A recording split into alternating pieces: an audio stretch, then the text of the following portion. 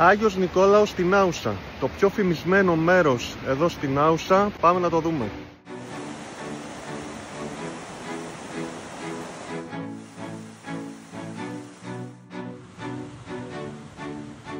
Μια καταπράσινη έκταση με μεγάλα πλατάνια, την οποία διασχίζει το ποτάμι της Νάουσας, η Αράπιτσα.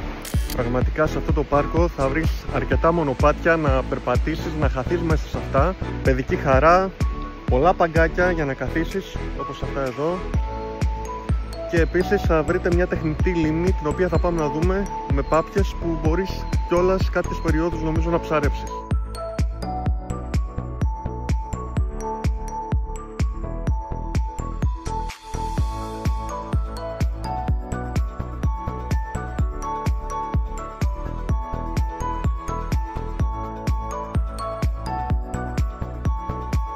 Κάτι άλλο που θα βρείτε εδώ είναι μαγαζάκια που πουλάνε διάφορα σουβενίρ. Τώρα αυτή τη στιγμή είναι κλειστό. Επίσης ξενοδοχεία, από όσο ξέρω, λειτουργούν για να μπορέσεις να έρθεις και να μείνεις εδώ, αλλά και πολύ ωραίες ταβέρνες.